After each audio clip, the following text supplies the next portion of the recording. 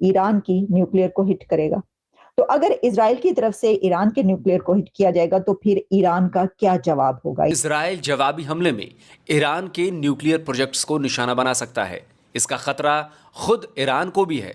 तभी उसने इजराइल पर अटैक के बाद से अपनी न्यूक्लियर फैसिलिटीज में कामकाज बंद करवा दिया है। 2007 के करीब इसराइल ने शाम के सीरिया के न्यूक्लियर वेपन के ऊपर भी स्ट्राइक की और उसको भी तबाह कर दिया। अगर कोई भी नेशन, कोई भी अरब कंट्री इजराइल का साथ देगा तो उसको भी निशाना बनाया जाएगा। इसराइल ने यह प्लान किया कि कहूटा पे अटैक किया जाए पाकिस्तान में। एक तरफ से पाकिस्तान को बेचने की कोशिश की जा रही है, कौम को जगाने की कोशिश नहीं की जा रही, परमानेंट पांव पे खड़ा करने की कोशिश नहीं की जा रही। उसके लिए क्या हो रहा है? WSJ ने ये कहा है कि सऊदी अरेबिया ने अगर अपनी एयर स्पेस ओपन रख के साथ नहीं भी दिया और वो इसको डिनाई कर रहा है तो जो इंटेलिजेंस शेयरिंग है वो हुई है। मोदी ने हमेशा इंतहा पसंदी कह लें, दहशतगर्दी कह लें, मुस्लिम दुश्मनी कह लें, पाकिस्तान के खिलाफ भाषणबाजी को अपना हथियार बनाया इंतखाबात जीतने के लिए और इसी बुनियाद पर इंतखाबात जीते हैं। इंडिया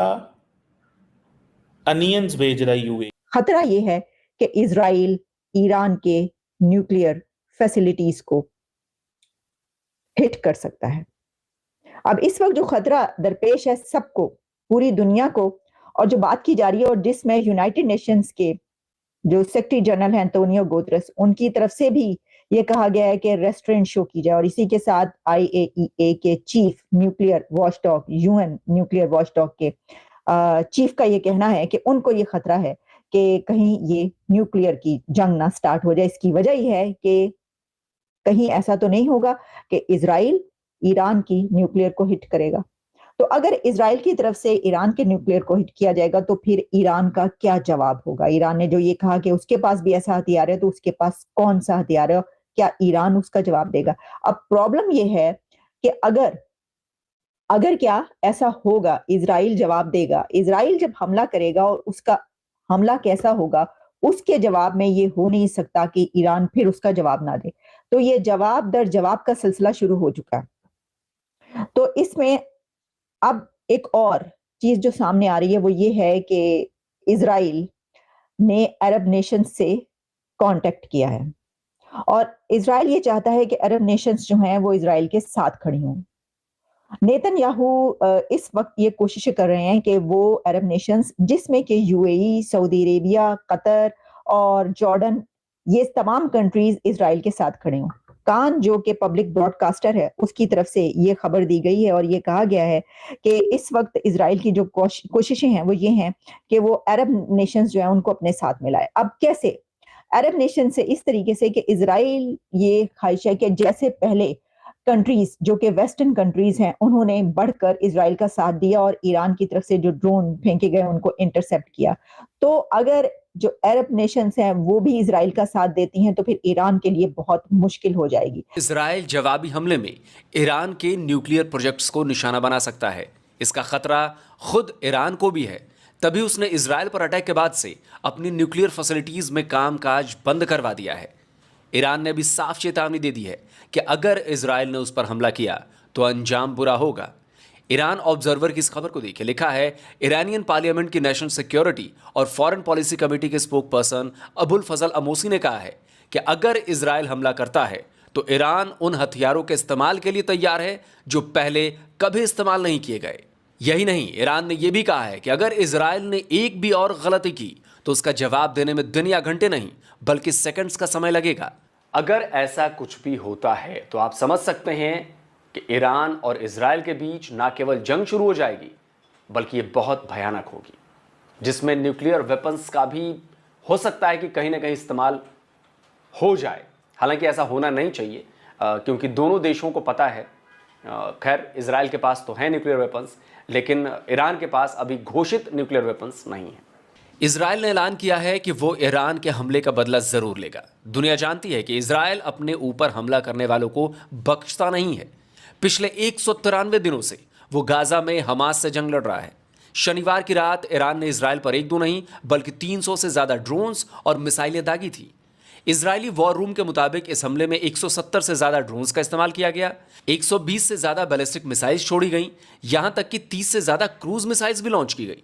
हालांकि इस हमले में इसराइल को कुछ खास नुकसान नहीं हुआ। ज्यादातर ड्रोन्स और मिसाइल्स को हवा में ही इंटरसेप्ट कर मार गिराया गया।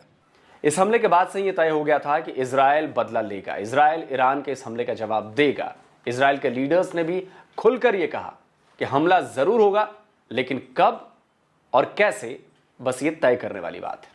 ईरान की एक बैलिस्टिक मिसाइल इसराइल के नेवतिम एयरबेस पर गिरी थी। आईडीएफ चीफ हेर्जी हलवई नेवतिम एयरबेस के इंस्पेक्शन के लिए पहुंचे थे।